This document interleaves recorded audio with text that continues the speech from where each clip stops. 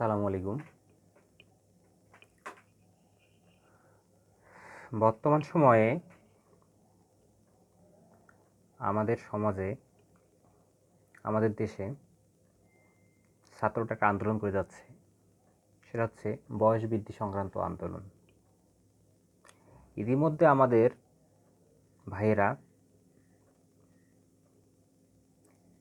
প্রায় 12 বছর আগে থেকে একটি আন্দোলন করে আসতেছে, চাকরির বয়স বৃদ্ধি সংক্রান্ত আন্দোলন। যে বড় ভাইয়েরা এই আন্দোলন শুরু করেছিল তাদের ইতিমধ্যে 35 বছর অতিক্রম করেছে। তারা এই আন্দোলন থেকে কোনো ফলপ্রসূ হতে পারেনি। কিন্তু যে আন্দোলন শুরু হয়েছে, বর্তমান সময়ে স্টুডেন্টরা যে আন্দোলন করে যাচ্ছে, এই আন্দোলনের শেষ কোথায়? এই আন্দোলন থেকে আমাদের সমাজ দুই ভাগে বিভক্ত হয়ে গেছে। এক পক্ষ মনে করতেছে চাকরির বয়স বৃদ্ধি করা উচিত, বিশেষ করে যাদের চাকরির বয়স শেষ প্রান্তে, 30-এর কাছাকাছি চলে এসেছে, তারা মনে করতেছে চাকরির বয়স বৃদ্ধি করা উচিত। কিন্তু আরেকটি পক্ষ মনে করতেছে চাকরির বয়স বাড়ানো একটি অযৌক্তিক দাবি। এই যে পক্ষে বিপক্ষের মাঝখানে আমরা সাধারণ স্টুডেন্টরা ঝুলে গিয়েছি। আমরা একটা দ্বিধাদ্বন্দ্বের মধ্যে পড়ে গেছি।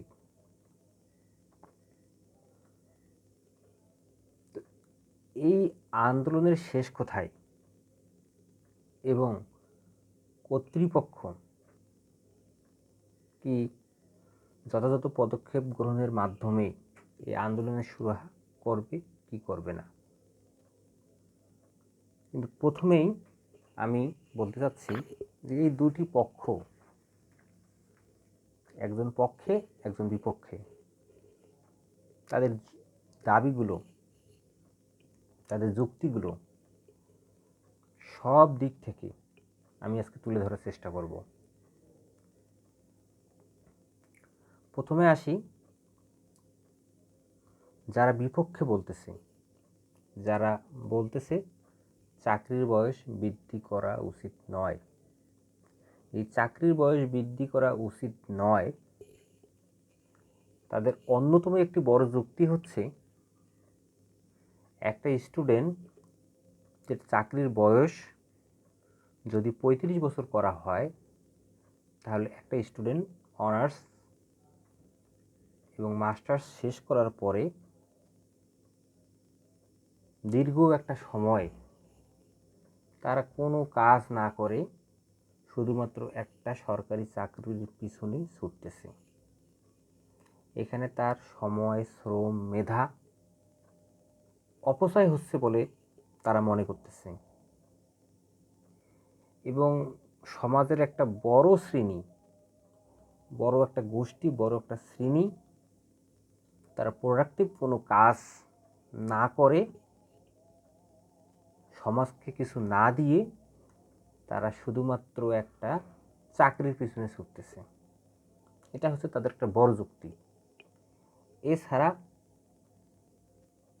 আর কিছু যুক্তি আছে যে 35 বছর বয়সে যখন একটা স্টুডেন্ট চাকরিতে ঢুকবে, তখন সে দেশকে কতটুকু দিবে, তার আউটপুট কি হচ্ছে। মাননীয় প্রধানমন্ত্রী জননেত্রী শেখ হাসিনা তিনি তার একটা কথা বলেছে যে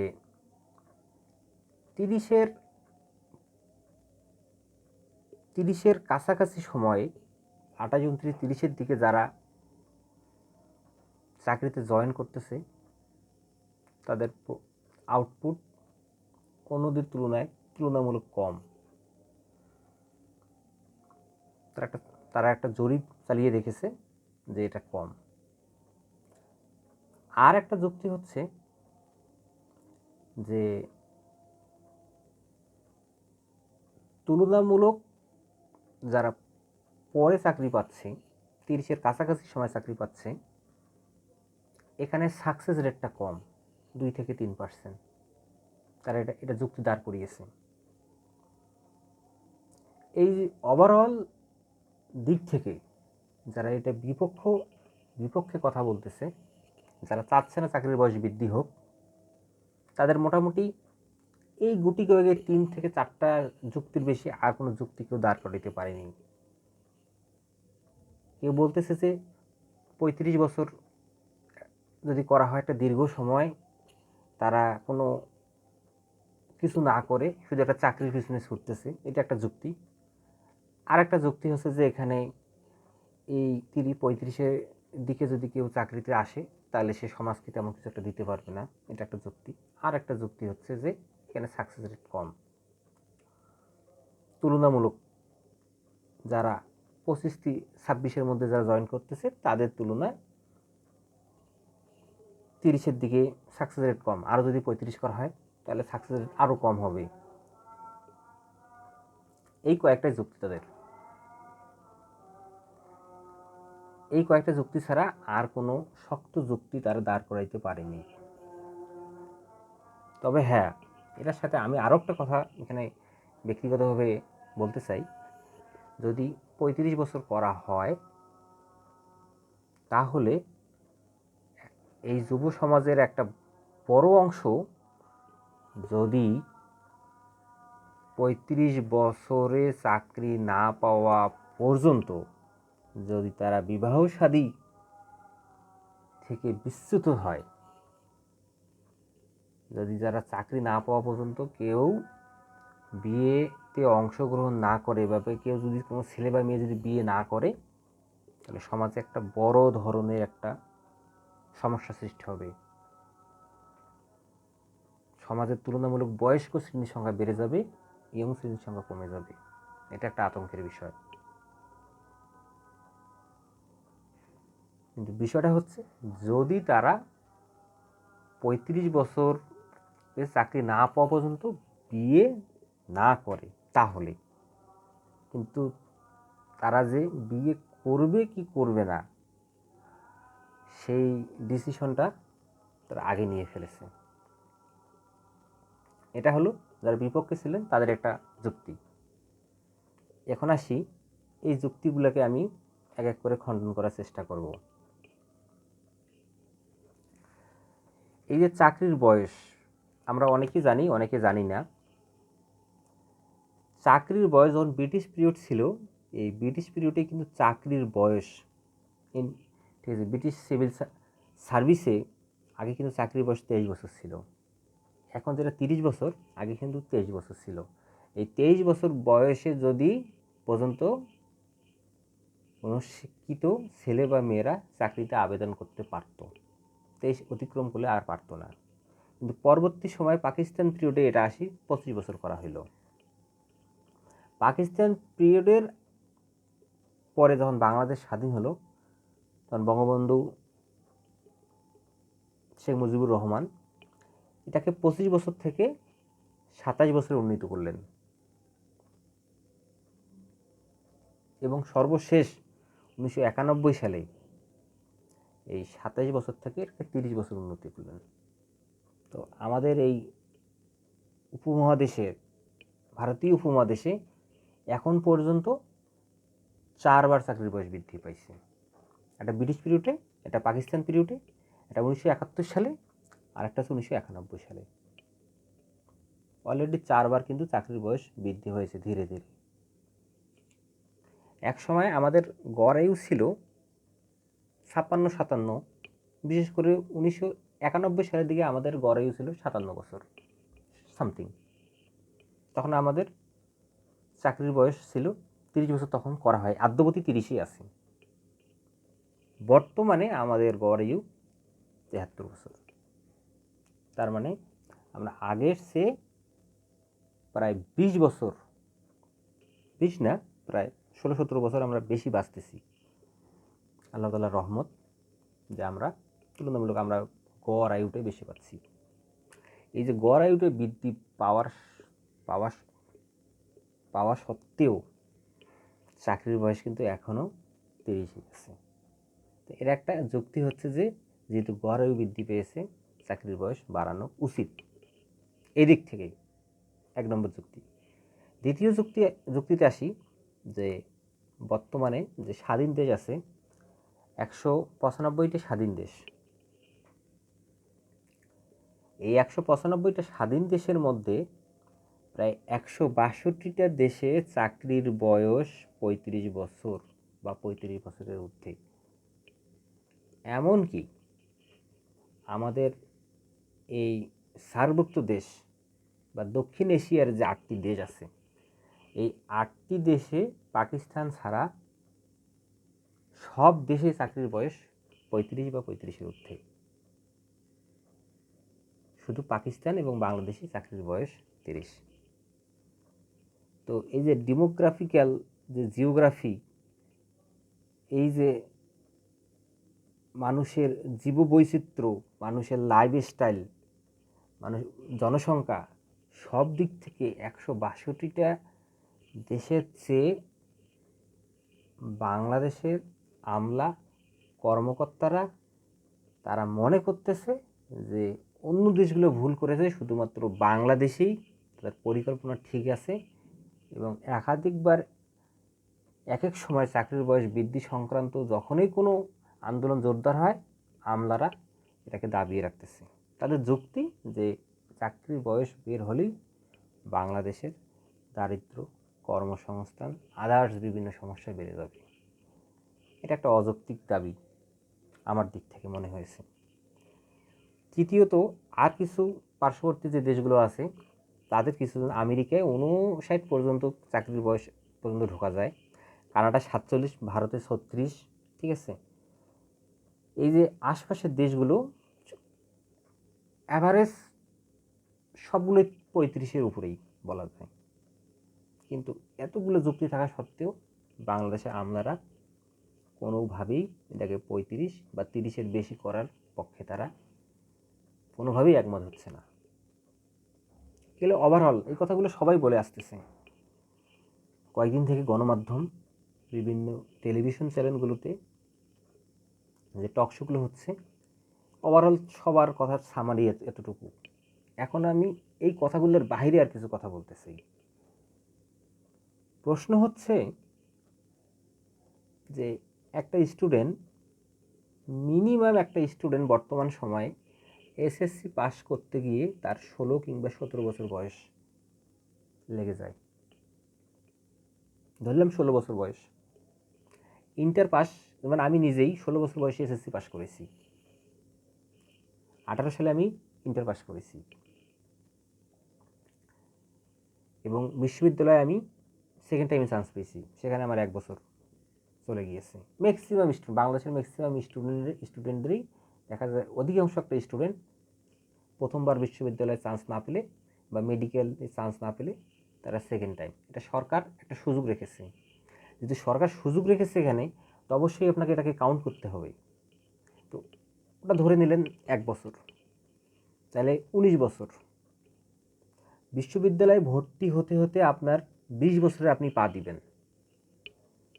বিশ্ববিদ্যালয়ে ভর্তি হতে হতে আপনি 20 বছরে পা দিবেন।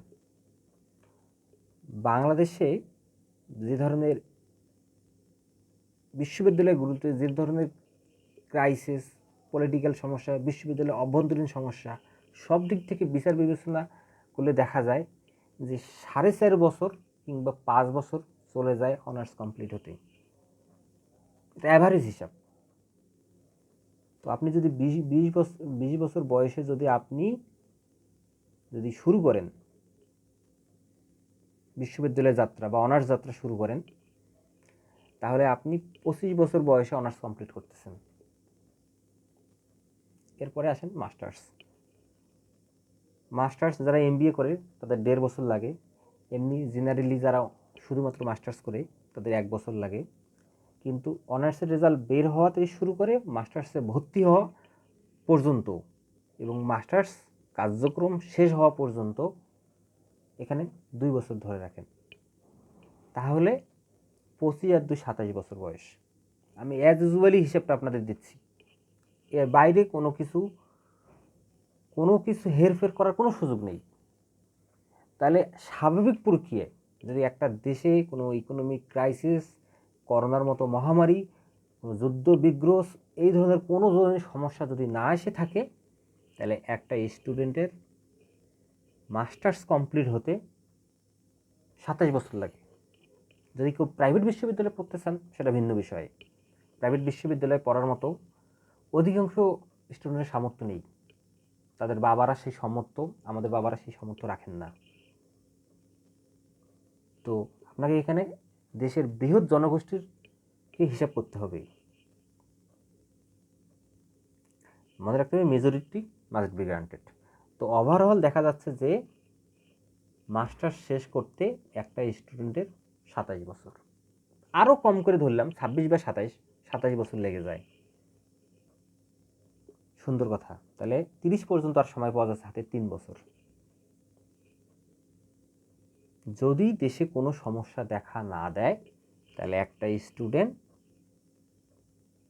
চাকরির প্রিপারেশনের জন্য সময় পায় 3 বছর। এখন এই 3 বছরের মধ্যে তার চাকরির প্রিপারেশন বুঝতে বুঝতেই 1 বছর চলে যাবে। কী ধরনের কোশ্চেন হবে, কোথা থেকে পড়বে, কি পড়বে না, এই ভাইয়ের সাজেশন, সেই ভাইয়ের সাজেশন, এভাবে 1 বছর চলে যায়। আর 2 বছর সে মোটামুটি যদি কোনো এদিক সেদিক না করে, প্রপারলি একটা স্টুডেন্ট 2 বছর সময় পায় চাকরির প্রিপারেশনের জন্য। এখন আপনি মনে করতে পারেন যে 2 বছরেই এনাফ। 2 বছরেই, হ্যাঁ, যদি একটা স্টুডেন্ট সঠিকভাবে পড়াশোনা করে, আমি মনে করি যে 2 বছরেই এনাফ একটা সরকারি চাকরি পাওয়ার জন্য। কিন্তু এখানে আরেকটা সমস্যা রয়ে গেছে। আমরা আমাদের পরিবারগুলো যে ধরনের,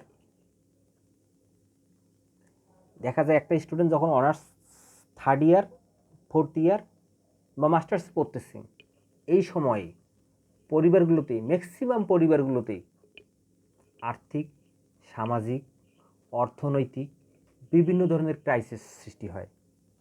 কীরকম ক্রাইসিস সৃষ্টি হয়?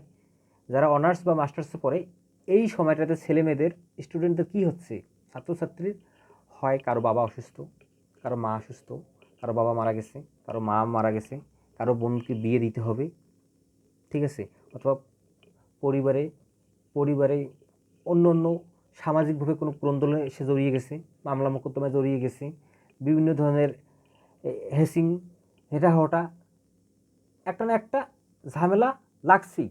আমি মনে করি যে 80% স্টুডেন্টের এই সমস্যাটা আছে বাংলাদেশের। বিশেষ করে যারা পাবলিকে পড়ে, প্রাইভেটে যারা টাকাওয়ালা আছে তাদের ভিন্ন কথা, যারা পাবলিকে পড়তেছে, যারা ন্যাশনালে পড়তেছে, ম্যাক্সিমাম স্টুডেন্টের এই সমস্যাগুলো আছেই। আপনি কোনোভাবেই এই সমস্যাগুলোকে ব্যতি রেখে কথা বলতে পারেন না, এখানে কেউ জোর দিচ্ছে না। তো এই সমস্যাটাকে একটা ছেলে বা একটা মেয়েকে অবশ্যই তাকে ভোগাইতে হয়। অবশ্যই সে পরিবারের বাইরে না, সে তো সমাজের বাইরে না, সে পরিবার এবং সমাজের অংশ। কোনো না কোনোভাবে এই এই সমস্যাগুলো, এই ব্যারিয়ারগুলো তাকে আক্রান্ত করে। তখন দেখা যায় যে এই 2 বছরও সে সঠিকভাবে পায় না পড়াশোনা করার জন্য।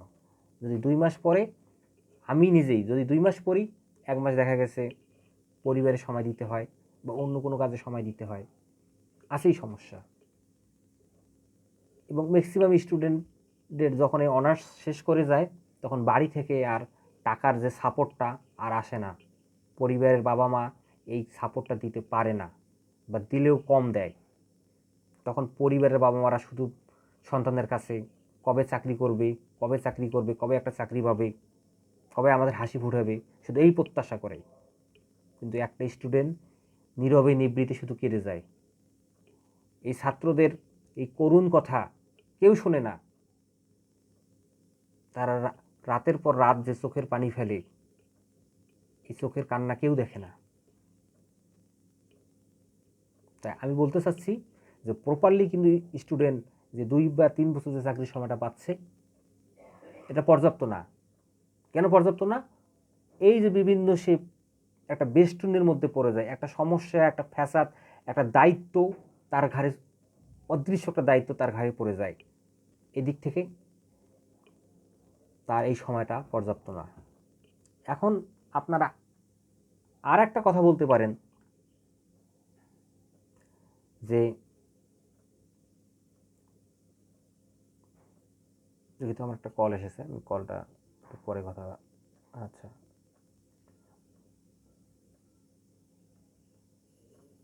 বলতেছিলাম যে আপনারা এখন যুক্তিদার করতে পারেন যে আপনি অনার্স শেষ করার সাথে সাথেই কেন চাকরি প্রিপারেশন নিচ্ছেন, আপনি মাস্টার্স কেন কাউন্ট করতেছেন?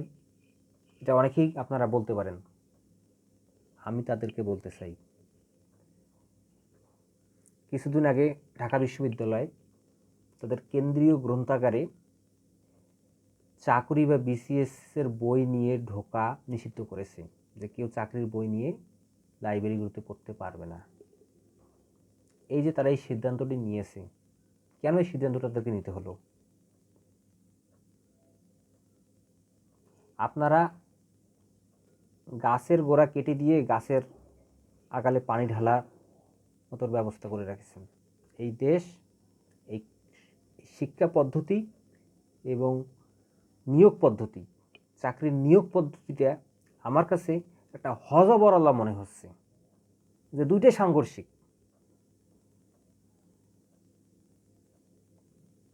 কীরকম সাংঘর্ষিক? আপনারা একটা স্টুডেন্টকে অনার্স এবং মাস্টার্স একটা বিষয়ের উপরে তাকে শেখাইলেন, দক্ষতা অর্জন করাইলেন, চাকরির বাজারে এসে দেখতেছেন এগুলোর কোনো কিছুই সেখানে নাই। তাহলে আমি কি করব? তাহলে আমাকে চাকরি পাওয়ার জন্য আমাকে এটা পড়তে হবে, আর যেটা আমি পড়তেছি এটা আমার চাকরি জীবনে কোনো কাজে আসতেছে না। তাহলে আমি ওটা কেন পড়ব? তাহলে তাহলে আমার আমার কাছে আপনাদের কাছে আমার প্রশ্ন, যে এটা কি আমরা টোটালি বাদ দিয়ে দেবো? চাকরি কোনো এই একাডেমিক পড়াশোনার কোনো দরকার নেই? কখনোই না। একটা জাতিকে যদি উন্নত যদি হতে চায়, একটা জাতি যদি উন্নত শিখরে পৌঁছতে চায়, তাহলে শিক্ষা এবং গবেষণার কোনো বিকল্প নেই। কিন্তু সেখানে আমরা ব্যর্থ হচ্ছি। কেন ব্যর্থ হচ্ছি? যে পড়াশোনার সাথে, একাডেমিক কার্যক্রমের সাথে নিয়োগ পরীক্ষার কার্যক্রমের কোনো মিল নেই।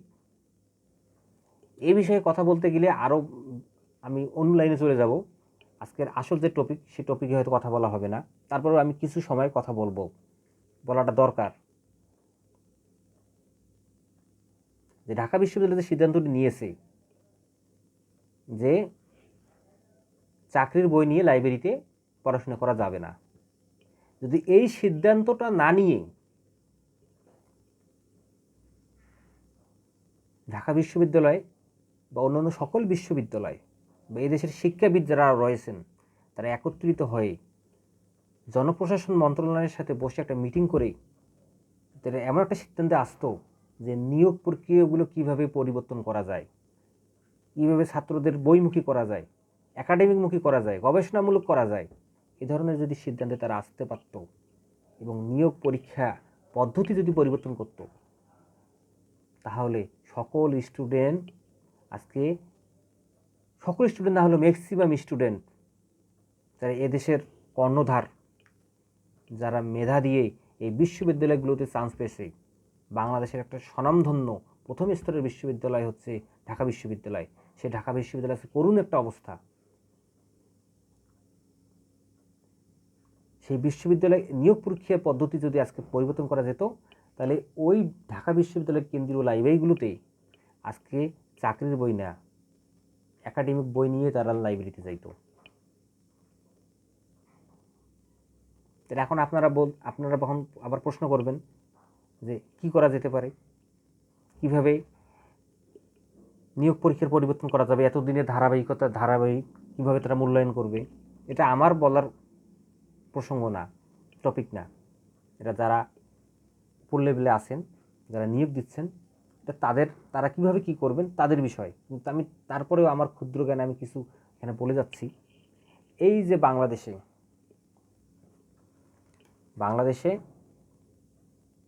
যে প্রতি বছর যে নিয়োগগুলো হচ্ছে, এই নিয়োগগুলোকে কয়েকটা শ্রেণীতে ভাগ করতে পারে। যেমন যারা প্রত্যেকটা প্রতিষ্ঠানের প্রশাসনিক কর্মকর্তারা অ্যাডমিন আছে, অ্যাডমিনটা একটা স্তরে ভাগ করতে পারে, হিসাব যারা আছে হিসাবটা একটা ভাগ করতে পারে, কম্পিউটার অপারেটর একটা ভাগ করতে পারে, সাধারণ কর্মকর্তা একটা ভাগ করতে পারে। একটা প্রতিষ্ঠানে যে ধরনের এমপ্লয়ি দরকার, একটা ক্রাইটেরিয়া, এই ক্রাইটেরিয়াগুলো অনুসারে ভাগ করে প্রত্যেকটা পদ বা ওই ধরনের সমজাতীয় যে পদ আছে এই পদগুলোর জন্যে একাডেমিক কোন কোন সাবজেক্টের একাডেমিক থেকে কী ধরনের কোশ্চেন সামঞ্জস্যপূর্ণ হয়, রিলেভেন্ট হয়, এই রিলেভেন্ট কোশ্চেন তারা করতে পারে, একটা সিলেবাস দিতে পারে। শুধু বাংলা ইংলিশ সাধারণ জ্ঞান না, হ্যাঁ বাংলা ইংলিশ সাধারণ জ্ঞান থাকবে, 10 মার্ক করে 4 10 কে 40 মার্ক থাকলো, 60 মার্ক একাডেমিক আপনি ঢুকাই দেন। যখন একাডেমিক আপনি ঢুকাই দিবেন তখন অলরেডি স্টুডেন্ট একাডেমিক পড়াশোনা করবে, তখন স্টুডেন্টের অনার্স থাকা অবস্থায় তার চাকরির প্রিপারেশন হওয়া শুরু হয়ে যাবে। তাকে অনার্স মাস্টার্স কমপ্লিট করার পরে তাকে চাকরির প্রিপারেশন শুরু করতে হবে না। এখানে যেমন স্টুডেন্টের সময় সেভ হবে, তেমনি এদেশ যোগ্যতা সম্পন্ন মেধাবী স্টুডেন্টরা চাকরির বাজারে আসতে পারবে। এটা একটা বিষয়। আরেকটা বিষয় কি, যে বিভিন্ন নিয়োগ সার্কুলার হচ্ছে, কোথাও 100, কোথাও 200, কোথাও 500, বিসিএস একটা আলাদা ফর্ম, প্রাইমারি একটা আলাদা ফর্ম, নিবন্ধন একটা আলাদা ফর্ম, ব্যাংক একটা আলাদা ফর্ম, আলাদাভাবে তারা সার্কুলার দিচ্ছে। এবং প্রথমে প্রিলি দেন, প্রিলি হলে আপনি রিটেন দেন, রিটেনের পর আপনি ভাইবা দেন, ভাইবার পর তারপর আপনি চাকরি। এই যে একটা দীর্ঘ প্রসেস, এখানে একটা সময় তো যাচ্ছেই। এবং সেই সাথে এই যে আবেদনগুলোতে বারবার আবেদন করার কারণে আমাদের টাকা যাচ্ছে, সেই সাথে পরীক্ষাগুলো হচ্ছে ঢাকায়, এই যে আমরা বারবার ঢাকা যাওয়া আসা করা লাগতেছে, এখানে আমাদের সময় এবং অর্থের ব্যাপক অপচয় হচ্ছে, ব্যাপক অপচয়।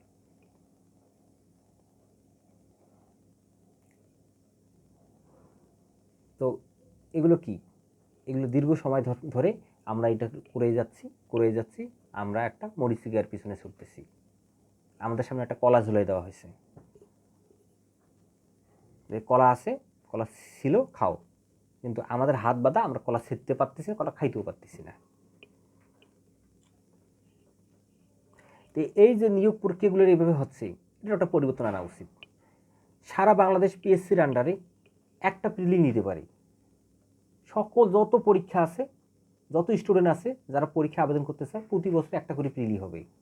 একটা প্রিলি পিএসসি এটা নিতে পারে। এটা সাধারণ একটা রিকোয়ারমেন্ট।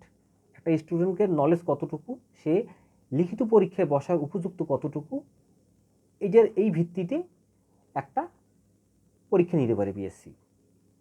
একটা প্রিলির পরীক্ষা নিল, এরপরে বিভিন্ন প্রতিষ্ঠানে যে রিক্রুটমেন্ট হবে, সেই রিক্রুটমেন্টে তারা এই প্রিলির রেজাল্টটা, তারা এই প্রিলির রেজাল্টটা তারা কাউন্ট করতে পারে। কীরকম কাউন্ট করতে পারে, যে 100 মার্কের পরীক্ষা হইল, 100 মার্কের পরীক্ষার মধ্যে কেউ 60 পেয়েছে, কেউ 70 পেয়েছে, কেউ 65 পেয়েছে, এরকম মার্ক পেয়েছে। তো ওইখানে একটা অপশন থাকবে আবেদন করার সময়, যে তার মার্কটা ওখানে বসাই দেওয়া হবে। এসএসসি ইন্টারে যেরকম রেজাল্ট আসছে, এটা একটা এরকম একটা রেজাল্টের মতো এখানে আমরা প্রতি বছরে একটা রেজাল্ট হবে, আমরা ওখানে ইনপুট দিয়ে দেবো। হ্যাঁ, এখানে অপশন আরেকটা থাকবে, যে এই বছর আমি পরীক্ষা দিলাম, আমি 60 পাইছি, আমি যদি মনে করি না আমার এটা মার্ক যথেষ্ট নয়, আমি আবার পরের বছর আবার পরীক্ষা দেবো, যদি আমার যদি আমি যদি ইমপ্রুভ করি, তখন আমার ওইটা কাউন্ট হবে। প্রতি বছরে একটা পরীক্ষা হবে, যেটাতে ভালো মার্ক আসবে স্টুডেন্ট সেই মার্কটাই কাউন্ট হবে।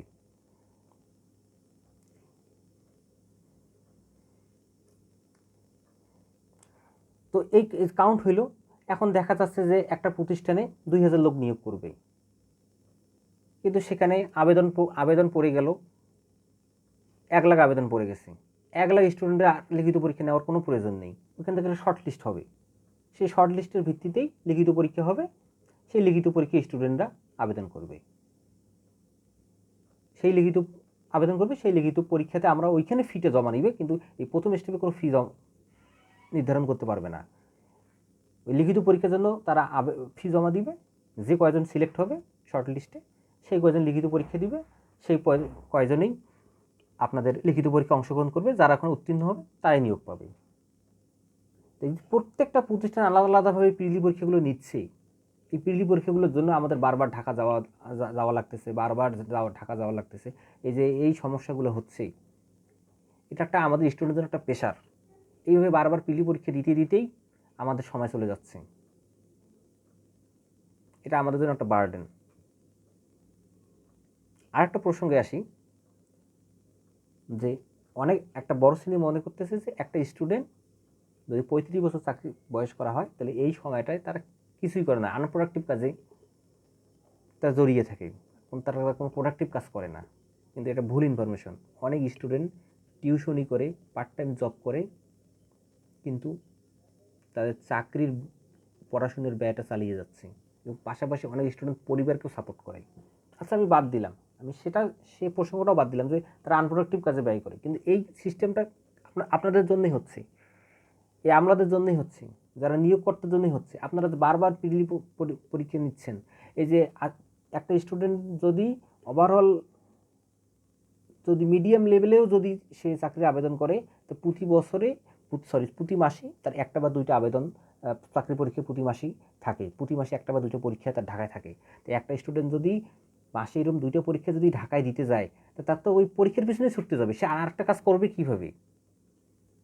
আপনারা যদি বছরে একটা যদি প্রিলি নেন, তখন সে তার চাকরি ওই প্রিলি একটা দেওয়া লাগতেছে, আর ওইটার উপরে তাকে রিটেন দেওয়া লাগতেছে, তখন সে আর একটা কাজ করার সুযোগ পাবে।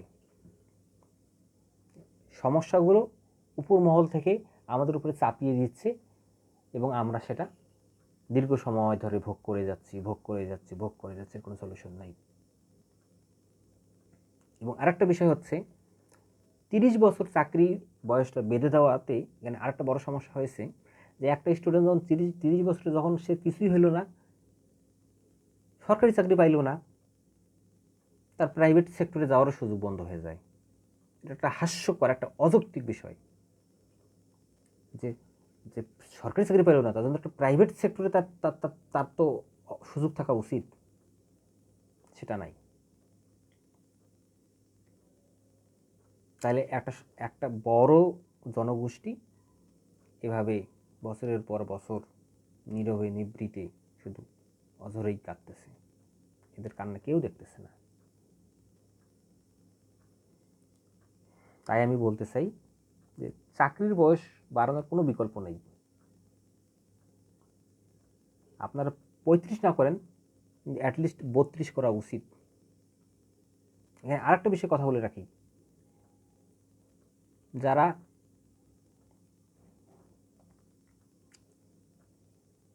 শিক্ষা সেক্টরে আসতে চায়, এই যে শিক্ষা সেক্টর, বিভিন্ন সেক্টরের জন্য চাকরির বয়স বিভিন্ন ধরনের হওয়া উচিত। শিক্ষা সেক্টরে চাকরির বয়স অ্যাটলিস্ট 40 বছর রাখা উচিত। কারণ পড়াশোনা শেষ করে সে ওই বিষয়ে দক্ষতা অর্জন করতে পারে, সে পিএইচডি করতে পারে, সে থিসিস করতে পারে, সেই বিষয়ে এক্সপার্ট হতে পারে, বা সে একটা ব্রেক নিয়ে আবার পড়াশোনা শুরু করতে পারে। সেক্ষেত্রে চাকরির যারা শিক্ষা সেক্টরে আসতে চায় তাদের বয়স 40 বছর রাখা উচিত, বা 35+ রাখা উচিত। ভিডিও অনেক লম্বা হয়ে যাচ্ছে। আর একটা বিষয়ে কথা বলতে চাই, এদেশে মাস্টার্সটা উঠিয়ে দেওয়া উচিত। একটা স্টুডেন্ট মাস্টার্স কমপ্লিট করে সে 3য়-4র্থ শ্রেণীর চাকরিতে আবেদন করতেছে, এটা একটা হাস্যকর। কেন একটা স্টুডেন্ট মাস্টার্স পাস করে 3য়-4র্থ শ্রেণীতে আবেদন করবে? 3য়-4র্থ শ্রেণীর চাকরির জন্য কি মাস্টার্স রিকোয়ারমেন্ট লাগে?